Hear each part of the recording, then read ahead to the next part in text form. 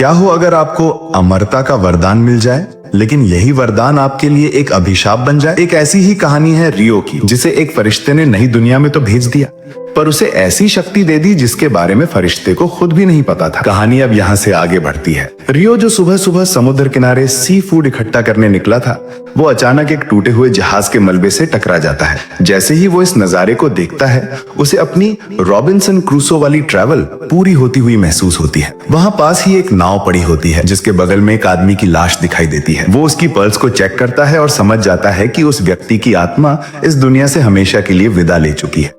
लेकिन जैसे ही वो नाव के दूसरी ओर नजर डालता है, वहां पर एक और आदमी को देखता है जो अभी भी जीवित था और सांसें ले रहा था। उसका नाम एबेल होता है। रियो राहत की सांस लेता है और उसे अपने घर पर ले आता है। यहाँ पर हमें पता चलता है कि एबेल और उसके कुछ दोस्त एक यात्रा पर निकले थे, और वो भी इसी नाव में। लेकिन तभी एक बेहद खतरनाक तूफान आ गया। उस तूफान के बीच समुद्र की गहराइयों से एक टाइटन ऑक्टोपस निकल आया और उसने पूरी नाव पर हमला बोल दिया। उसके इस हमले से नाव के 2 टुकड़े हो गए और सभी यात्री समुद्र में डूब गए। लेकिन सौभाग्य से ये हादसा तट के काफी पास हुआ, जिससे वो लोग किनारे पर बहकर आ गए। अगर आपको कहानी पसंद आ रही है तो चैनल को सब्सक्राइब करना ना भूलें, ताकि आप कोई भी रोमांचक मोड़ मिस न करें। फिलहाल रियो एबेल को, जो अभी भी बेहोश था, अपने घर लेकर आया था, और इसके बाद वो कुछ अपने घरेलू कामों में लग गया। इसी बीच एबेल की आंखें खुलती हैं और वो इधर उधर देखकर सोचता है कि आखिर वो है कहां पर। वो घर से बाहर निकलता है और देखता है कि उसके चारों ओर असली फूलों का बगीचा है और उसके बीचों बीच एक पत्थर का रास्ता जंगल की ओर जाता है। ये सब कुछ रियो ने अपने हाथों से बनाया था। इसी दौरान रियो वहां पर आता है और एबेल के ठीक होने पर खुशी जाहिर करता है। हालांकि उसे अब भी ये नहीं पता कि एबेल असल में है कौन। वहीं दूसरी तरफ एबेल हैरान रह जाता है, क्योंकि उसने रियो की मौजूदगी को बिल्कुल भी महसूस नहीं किया था। अब वो सोचने लगता है कि क्या रियो के पास कोई स्पेशल पावर है, जिससे वो अपने आसपास की गतिविधियों को बिना आहट के महसूस कर सकता है। लेकिन फिर भी एबेल को जो सबसे ज्यादा खटकती है, वो रियो का वहां पर अकेला होना। मतलब रियो का ऐसा रहन सहन जैसे वो किसी निर्जन द्वीप पर अकेला हो। एबेल मन ही मन ये पूछना चाहता है कि क्या रियो कोई पहाड़ी आदमी है, जिसके पास पहनने के ढंग के कपड़े तक नहीं। लेकिन वो खुद को रोक लेता है, क्योंकि वो पहली मुलाकात में कोई गलत छाप नहीं छोड़ना चाहता था।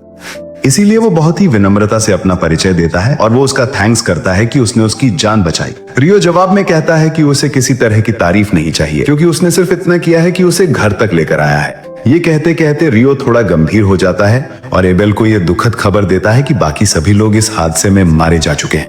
एबेल उसे जवाब देता है कि उनके लिए ज्यादा दुखी होने की जरूरत नहीं, और ये खुलासा करता है कि बाकी सभी लोग स्मगलर्स थे। जैसे ही एबेल इस घटना के बारे में विस्तार से बताने ही वाला था, उसके पेट में जोर से आवाज आती है।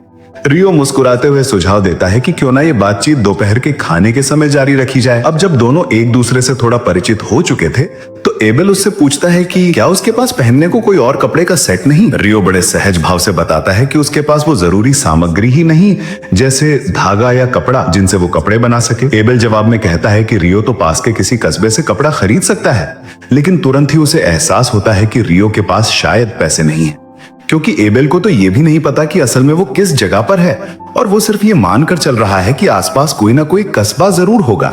तब रियो उसे पूरी हालात समझाता है और बताता है कि आसपास कई मीलों तक कोई कस्बा नहीं है, और इसी वजह से उसे ऐसी जिंदगी जीने पर मजबूर होना पड़ा है। एबेल रियो से पूछता है कि वो अपने खाने पीने का इंतजाम कैसे करता है, तो रियो जवाब में जब ये बताता है कि वो वाटर मैजिशियन है, तो एबेल पूरी तरह से चौंक जाता है, क्योंकि उसकी जानकारी के अनुसार सेंट्रल प्रोविंस में सिर्फ 50% लोग ही जादू का इस्तेमाल कर सकते हैं। ये सुनकर रियो थोड़ा परेशान हो जाता है, क्योंकि एंजल माइकल ने उसे बताया था कि सिर्फ 20% लोग ही जादू चला सकते हैं। अब एबेल उसे जांचना चाहता है। वो रियो से रिक्वेस्ट करता है कि वो उसे फिर से जहाज के मलबे तक लेकर चले।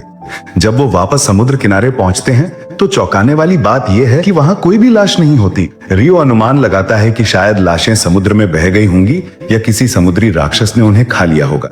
इसका मतलब ये निकलता है कि अगर रियो ने एबेल को ना बचाया होता, तो शायद वो भी अब तक खाया जा चुका होता। इस बात से एबेल खुद को और भी ज्यादा कर्जदार महसूस करता है और कहता है कि भले ही वो दोनों अजनबी हैं, लेकिन रियो एक सच्चा दोस्त है। एबेल फिर उस जहाज के मलबे को खंगालता है, लेकिन वो चीज उसे नहीं मिलती जिसके लिए वो वहां पर आया था। इसीलिए अब वो अपने अगले कदम का प्लान बदलता है और तय करता है कि अब वो उत्तर दिशा में स्थित टाउन ऑफ लान जाकर अपने दोस्तों से मिलेगा। वो रियो को भी अपने साथ चलने को कहता है, कहते हुए कि उसे एक मार्गदर्शक की जरूरत है क्योंकि उसे नहीं पता कि लान कहां पर है। लेकिन रियो को भी इस स्थान के बारे में कोई जानकारी नहीं थी, लेकिन फिर भी वो एबेल का गाइड बनने के लिए तैयार हो जाता है और कहता है कि वो कल यात्रा शुरू करेंगे क्योंकि उसे कुछ तैयारियां करनी है। एबेल ये मान लेता है और दोनों इस फैसले पर हाथ मिलाते हैं। शाम को रियो अपने इस पहाड़ी जैसे जीवन को अलविदा कहता है और जंगल की ओर निकलता है। वो दुल्हन से भी विदा लेने के लिए उसके पास जाता है और कहता है कि वो कल रवाना होने वाले हैं, लेकिन एक दिन जरूर लौटने का वो वादा भी करता है। वो अपने गुरु के प्रति आभार प्रकट करता है और एक आखिरी बार उसके साथ प्रैक्टिस युद्ध करना चाहता था। वो दोनों अपनी पूरी ताकत से लड़ते हैं और एक लंबे युद्ध के बाद दुल्हन ही विजयी होता है।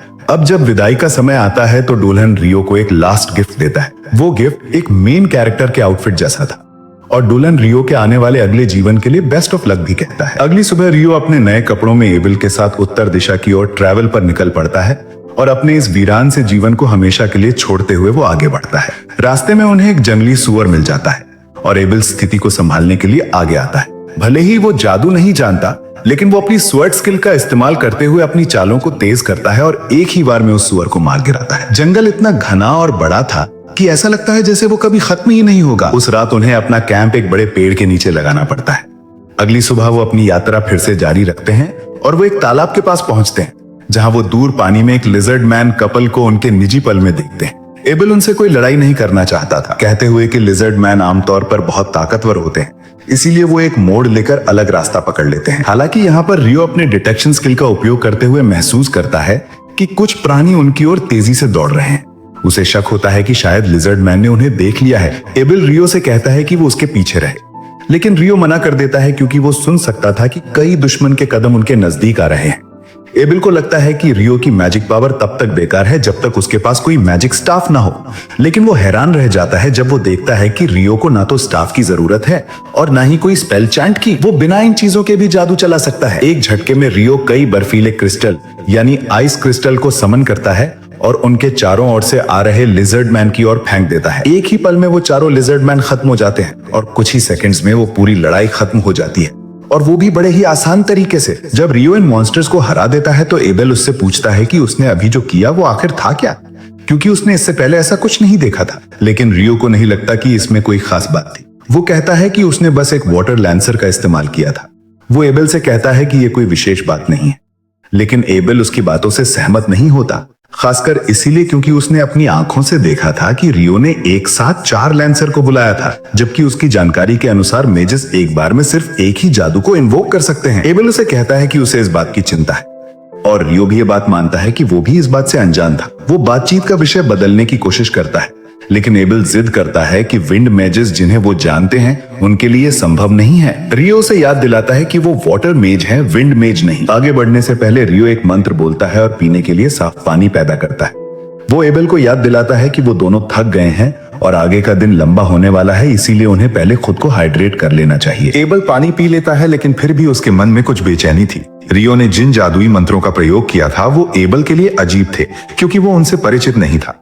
लेकिन जब वो रियो से इस बारे में पूछता है तो रियो इसका कोई जवाब नहीं देता। वो दोनों अपनी यात्रा पे आगे बढ़ते हैं और जैसे जैसे वो लूना के करीब पहुंचते हैं, एबेल रियो को एक सिक्का देता है जिसे लूना में इस्तेमाल किया जा सकता है। रियो इससे बेहद एक्साइटेड हो जाता है क्योंकि ये पहली बार है जब उसने इस दुनिया में असली पैसे को हाथ में लिया था। रियो की उस खुशी को देखकर एबेल उसे समझाता है कि इस दुनिया में कई तरह की करेंसीज प्रचलित हैं और ये खास करेंसी किंगडम ऑफ नाइटली की है, जिसमें लूना एक शहर है। वो आगे बताता है कि इस किंगडम में कुल 3 मुख्य शहर हैं, लूना, हॉन्डलो फेडरेशन और दुही एम्पायर। जैसे ही एबेल दुही का नाम लेता है, रियो अचानक रुक जाता है, जिससे एबेल को लगता है कि शायद रियो का उस शहर से कोई पुराना रिश्ता रहा हो। वो उससे जब पूछता है तो रियो जवाब में कहता है कि नहीं, ऐसा कुछ भी नहीं है। दरअसल रियो सिर्फ उस शहर के नाम से ही चौंक गया था। उसे लगता है कि ये नाम सुनने में कुछ अजीब लगता है। ये सोचकर वो हंसता है कि अगर वो उस शहर का मेंबर होता तो खुद को उस नाम से पहचान कराना उसे अच्छा नहीं लगता। उसके लिए बहुत अच्छी है कि वो सच में उस शहर से नहीं है। वो दोनों इस बात पे थोड़ी देर तक हंसी मजाक करते हैं और आगे बढ़ते हैं। जैसे ही वो कुछ चट्टानों के पास पहुंचते हैं तो एबेल देखता है कि एक चट्टान हिल रही है। वो तुरंत हमला करता है और रियो भी उसकी मदद के लिए शामिल हो जाता है, लेकिन तभी वो समझ जाते हैं कि वो एक रॉक गोलम के नेस्ट में घुस आए हैं। वो चट्टान बार बार खुद को जोड़कर दोबारा जीवित हो जाती थी। एबेल अपनी तलवार से उसमें छेद करता है, लेकिन फिर से वो रीजनरेट हो जाती थी। जब एबल की तलवार बेअसर साबित होती है तब रियो आगे आकर एक 10 लेयर वाली आइस रॉक का इन्वोक करता है और 2 चट्टानों पर वार करता है। यह हमला इतना शक्तिशाली होता है कि वो चट्टानों को पूरी तरह से चकनाचूर कर देता है। फिर वो बाकी के चट्टानों पर भी यही हमला दोहराता है। जब वो आखिरी रॉक गोलम तक पहुंचते हैं तो देखते हैं कि वो चुपचाप लेटा हुआ है और बिल्कुल नहीं हिल रहा। रियो तुरंत समझ जाता है कि ऐसा इसलिए है क्योंकि वो अपनी पीठ के बल लेटा है और इन गोलम्स की शक्ति जमीन से आती है। जब वो अपनी पीठ के बल गिरते हैं तो पूरी तरह से पावरलेस हो जाते हैं। वो अपने पैरों के नीचे एक मैजिक कोर भी देखते हैं और एबल पहचान लेता है कि ये गोलम्स कई सारे मॉन्स्टर्स को मार चुके होंगे, इसीलिए ये कोर बहुत ही वैल्यूएबल होते हैं। वो तय करते हैं कि इस कोर को 2 स्पॉइल यानी कि यात्रा की लूट के रूप में साथ ले लेंगे।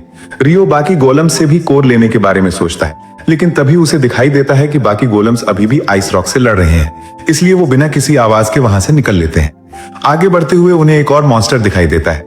रियो सोचता है कि बस एक साधारण सा मेंढक है, लेकिन एबल को लगता है कि ये एक बीहेमोथ है। जिंदगी उन्हें ये बहस करने का समय भी नहीं देती क्योंकि उसी समय कई वेवन जुड़ते हुए वहां पर आ जाते हैं और अब वो दोनों एक युद्ध क्षेत्र के बीच में थे, लेकिन साथ ही किस्मत भी उनके साथ थी क्योंकि बीहेमोथ भी इस लड़ाई का हिस्सा है और वो जानते हैं कि वो इतनी आसानी से हार नहीं मानेगा। और वो सही साबित होते हैं क्योंकि बीहेमोथ जादू का प्रयोग करता है और अंत में विजयी रहता है। रियो अब तक की अपनी यात्रा से बेहद रोमांचित हो चुका था। रात को वो आग जलाते हैं और आपस में बातें करते हैं। रियो एबल से मजाक करता है कि उसने सोचा था कि एबल भी बीहेमोथ से लड़ेगा और वो उस लड़ाई का दूसरा दौर देख पाएगा। रियो का स्वभाव थोड़ा शरारती था, लेकिन ये सब एक मजाक था। वो मैजिक नेगेशन के बारे में पूछते हैं जिससे जादू के प्रभाव को निष्क्रिय किया जा सकता था, जिसे बीहेमोथ ने लड़ाई में उपयोग किया था। एबल कहता है कि उसने ऐसा केवल डंजन ट्रैप में देखा है। डंजन की बात सुनकर रियो बहुत उत्साहित हो जाता है और जब एबल ये नोटिस करता है तो पूछता है कि क्या रियो को डंजन में दिलचस्पी है। रियो जवाब में तुरंत ही हाँ कहता है। वो वास्तव में बहुत ही भाग्यशाली है क्योंकि पूरे किंगडम में सिर्फ एक ही डंजन है और वो लूना में स्थित है, वही शहर जहां पर वो अभी जा रहे थे। रियो एबल से चिढ़ते हुए कहता है कि उसने ये बात उससे छुपाई थी और पहले क्यों नहीं बताया, लेकिन एबल जोर देता है कि उसे नहीं पता था कि रियो को डंजन में दिलचस्पी होगी। जब रियो जिद करता है कि वो और क्या क्या बातें उससे छुपा रहा है तो एबल उससे पूछता है कि क्या उसने कभी ड्वार्फ्स और एल्व्स को देखा है, क्योंकि वो सच में बहुत भाग्यशाली है। लूना में कई सारे ड्वार्फ्स रहते हैं और वो बेहद ताकतवर होते हैं। जब एबल ये बात कहता है तो रियो कहता है कि वो पहले से ही जानता है, जिससे एबल हैरान हो जाता है कि रियो को ये जानकारी कैसे हो सकती है। फिर एबल आगे बताता है कि लूना में केवल एक एल्फ है और रियो तुरंत कहता है कि वो उससे भी परिचित है। वो अपनी यात्रा पहाड़ियों की ओर जारी रखते हैं और रियो एबल को बताता है कि जैसे ही वो उस पहाड़ी को पार करेंगे उन्हें एक इंसानी बस्ती मिलेगी। एबल को उम्मीद नहीं थी कि रियो को इस बारे में जानकारी होगी, इसलिए वो रियो से पूछता है कि उसे ये बात कैसे पता है। तो रियो को याद आता है कि ये बात उसे ड्रैगन ने बताई थी जब वो बात कर रहे थे, लेकिन उसे पता है कि एबल उस पर यकीन नहीं करेगा, इसलिए वो बस इतना कहता है कि इस बात को जाने दो। जैसे ही वो आगे बढ़ते हैं एक हाई लेवल मॉन्स्टर उन्हें धमकाता है। एबल उसकी उपस्थिति को महसूस करता है और लड़ने के लिए तैयार हो जाता है, लेकिन जब वो सामने खड़ी विशाल पर्वत सी आकृति को देखता है तो वो इतना डर जाता है कि ना तो लड़ने का सोच पाता है और न ही ठीक से सांस ले पाता है। लेकिन सौभाग्य से रियो उसका ध्यान भटकाता है और उस मॉन्स्टर की ओर मांस का एक टुकड़ा फेंकता है। जैसे ही वो पक्षी जैसा मॉन्स्टर मांस निकलता है वो उन दोनों को छोड़ देता है। एबल राहत की सांस लेता है और शुक्र मनाता है कि सब कुछ ठीक रहा। वो खुश है कि रियो ने उसकी जान बचा ली। वो अपनी यात्रा में आगे बढ़ते हैं और सोचते हैं कि इस इलाके में कुछ तो गड़बड़ है। यहाँ के मॉन्स्टर वैसे नहीं हैं जैसे होने चाहिए। वो इंसानों से लड़ने नहीं आए हैं, बल्कि कुछ और ही चल रहा है। उन्हें यह भी याद आता है कि वेवन्स हमेशा उत्तर दिशा से उड़ते हुए आते हैं। इससे वो ये कंक्लूजन निकालते हैं कि शायद वो नॉर्थ माउंटेन के पास है। वो पहाड़ी के किनारे झांकते हैं और देखते हैं कि कई सारे वेवन किसी और मॉन्स्टर की लाश को खा रहे हैं। उन्हें समझ आ जाता है कि उनकी सोच बिल्कुल सही थी। तो यहाँ पर एबल प्लान बनाता है कि उन्हें इनसे नहीं लड़ना चाहिए, लेकिन रियो सोचता है कि उन्हें लड़ना ही होगा और अगर लड़ाई करनी ही है तो ये सबसे अच्छा मौका है जब वेवन जमीन पर है। वो दोनों लड़ाई में उतरते हैं और जीत भी जाते हैं, लेकिन तभी और भी कई सारे वेवन उड़ते हुए उनकी ओर आते हैं। रियो अपनी जादुई शक्ति का उपयोग करते हुए उन्हें आसमान से गिरा देता है। तो वहीं एबल उनकी जेम्स को लेने चला जाता है। एबल अब तक की लड़ाई से बहुत ही एक्साइटेड हो चुका था, इसीलिए जब और भी मॉन्स्टर्स आते हैं तो वो बहुत खुश होता है और बिना किसी डर के उनका सामना भी करता है। और जब उनकी लड़ाई पूरी तरह से खत्म होती है तो वो एक दूसरे की ओर देखते हैं और मुस्कुरा देते हैं। और अब उन दोनों की एक शानदार जोड़ी भी बन चुकी थी। वो दोनों अपनी यात्रा को आगे बढ़ाते हैं और इस दौरान दोनों एक दिलचस्प बातचीत में उलझ जाते हैं और चर्चा का विषय ये होता है कि क्या उन्हें फिर कभी वेवन जैसे खतरनाक मॉन्स्टर से टकराना चाहिए। रियो को इसमें कोई दिक्कत नहीं थी, उसे तो इन राक्षसों से लड़ने में और भी मजा आता था, लेकिन एबल इस विचार से ही कांप उठता है। वो दोबारा वैसा खतरा नहीं उठाना चाहता था, लेकिन फिर भी वो इस बात से संतुष्ट है कि पिछली बार रियो ने उन वेवन से लड़ाई की थी, क्योंकि अब उनके पास एक भारी थैला जादुई पत्थरों से भरा हुआ है और ये पत्थर बेहद कीमती हैं और इन्हें बेचकर वो दोनों काफी पैसा कमा सकते हैं। वो दोनों उत्तर दिशा में काफी दूर तक चलते हैं और उन्हें एक दूर एक पतली सी सड़क नजर आती है जो उन्हें पोटेंशियल कस्बे की ओर ले जाती हुई दिख रही थी। एबल चारों ओर नजर दौड़ाता है और गौर करता है कि वो सड़क पूर्व की ओर जाती हुई नजर आ रही है और सामने एक विशाल बर्फीला पहाड़ भी खड़ा है। ये देखकर एबल के मन में आता है कि शायद उन्हें पश्चिम की ओर बढ़ना चाहिए। वो इन बर्फ से ढके पहाड़ों को पहचानता है, लेकिन रियो को इस बारे में वो कुछ भी नहीं बताता। वो बस इतना कहता है कि अगर वो इस पहाड़ को पूर्व की ओर फॉलो करें तो उन्हें कियाड़ी नाम का एक टाउन मिलेगा। रियो ये सुनकर खुशी से झूम उठता है और बड़े ही एक्साइटमेंट से बताता है कि वो कितनी शिद्दत से एक असली बिस्तर पर सोने को मिस कर रहा था। एबल ये सुनकर थोड़ा हैरान हो जाता है। वो सोच में पड़ जाता है कि रियो दरअसल एक रिलैक्सर टाइप इंसान है। अब तक तो उसने उससे बस एक गुफावासी या यूं कहें कि एक क्रेजी फाइटर ही समझा था, जिसे सिर्फ लड़ाइयों से मतलब है और हर समय बस मॉन्स्टर का शिकार करना चाहता है। खैर, कियाड़ी पहुंचने से पहले ही एबल रियो को सलाह देने लगता है कि वहां पहुंचकर उसे क्या क्या करना चाहिए। वो रियो को वहां की प्रसिद्ध लोकल क्विजीन के बारे में बताता है, जो उसके अनुसार बेहद ही स्वादिष्ट और दिल को लुभाने वाली होती है। बहुत ज्यादा समय नहीं लगता और दोनों उस छोटे से टाउन कियाड़ी में पहुंच जाते हैं। शहर में घुसते ही वो सीधे एक लोकल रेस्टोरेंट की ओर बढ़ते हैं और वहां बैठकर खाना ऑर्डर करते हैं। रेस्टोरेंट में बैठकर एबल रियो को एडवेंचरर गिल्ड्स के बारे में जानकारी देता है। वो बताता है कि एक एडवेंचरर के तौर पर रजिस्टर करने के कई फायदे हैं और रियो जैसे ताकतवर इंसान को यह मौका हाथ से जाने नहीं देना चाहिए।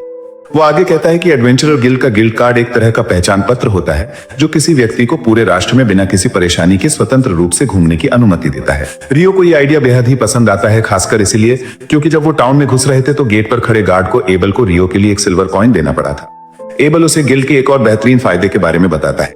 वो ये कि रियो अपने पास जमा किए गए मैजिक स्टोन्स और मॉन्स्टर लूट को गिल्ड के जरिए ट्रेड कर सकता है, लेकिन वो ये भी कहता है कि इसके लिए रियो को एक एल्केमिस्ट होने के रूप में रजिस्टर होना पड़ेगा।